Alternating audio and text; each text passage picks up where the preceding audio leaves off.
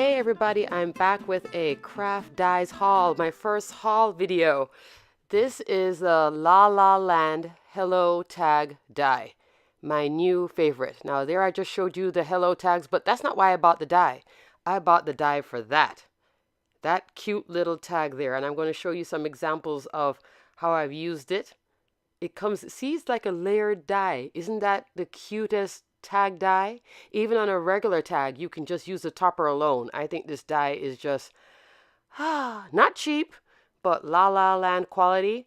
And it is so versatile for mini albums, cards, scrapbooking. Right there, I'm showing you how to use it as a journaling spot with on the tag so you can write something. I just think this die is great. But really, this whole thing is about Ginamarie Designs dies. I went to a crop recently. This here is the castle die. You know what castle that looks like. Disney World. And her dies are so affordable. I think everything was under 10 or under.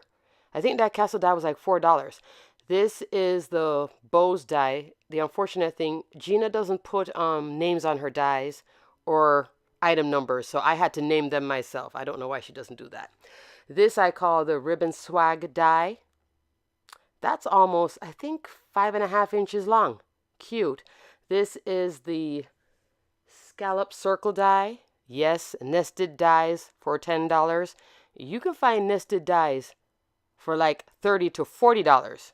And these dies are adorable. Her scallops are nice and cute. Perfect for what we do in mini album making. That little tiny one, that's the smallest scallop die. Look at that. That could be a flower or in the center of a flower. This is the scallop oval die. Yes, I went crazy at a crop. It's a crop in South Florida. I'll post some information because they're having another crop in March. And see the stitches too? The stitch line?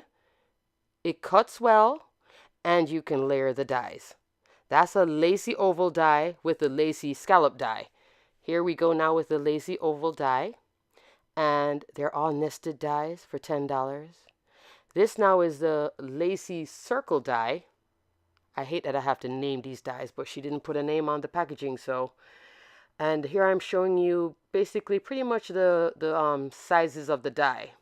You know, think 4 inches and smaller for the circles. Here I used it in my Sweetheart Mini album.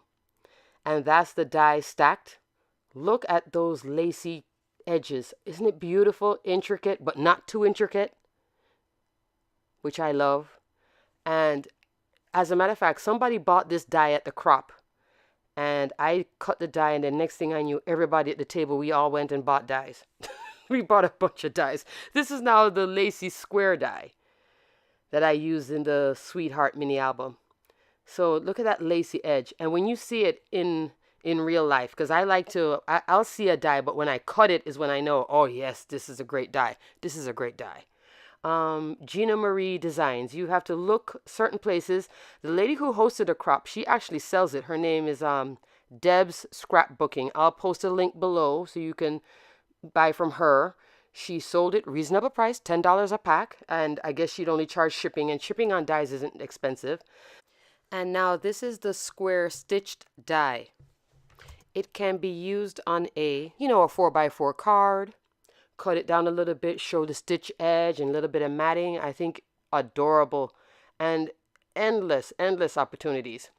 This now is I think I'm putting the stitched die with the lacy edge die. See, Gina puts them in such a way, I guess she designed them in such a way that they all work. You know, you can work more than one die with each other. That now is the same stitch square, and that's now the lacy edge on top. I mean, look at that. You know, she really did put some effort into it. I just wish she named them. Lacy rectangle die. This one, another pretty one. And it can be used as a frame for a journaling card, photographs for sure. Very, very pretty. And when you cut it, the edges, that lacy edge, is actually not flimsy at all. It does have certain sturdiness to it, which I like. So, you know, with time, you know, people touch the album, you flip, you touch things. It shouldn't be ripping and falling apart. And I didn't use basil to cut it either. I just used regular Recollections paper. That's the scallop square die. That's another cute one. And I'm going to be making a baby album soon for twins. And I plan on using this scallop die. I think the scallop die, the edges on the scallop is just so, it's the right size. It's not too big like Spellbinders. It's just the right size. That's the scallop rectangle die. You know how sometimes the scallops get like too big and then they look like something from about 5 years ago?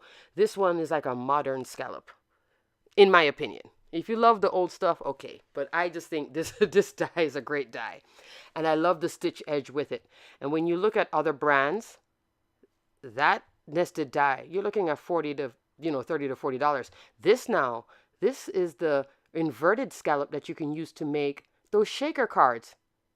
Isn't that great? $10 for two. I think, I've haven't made shaker cards, but if I need to make a card, I'm going to be pulling it out. This now is the same thing in the scallop form. So it's like an inverted scallop. Adorable, right? You could use it. You could put, cut a oval photograph, put that on the inside.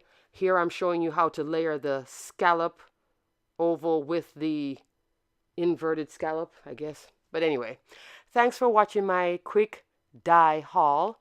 I just wanted to show you. Until next time.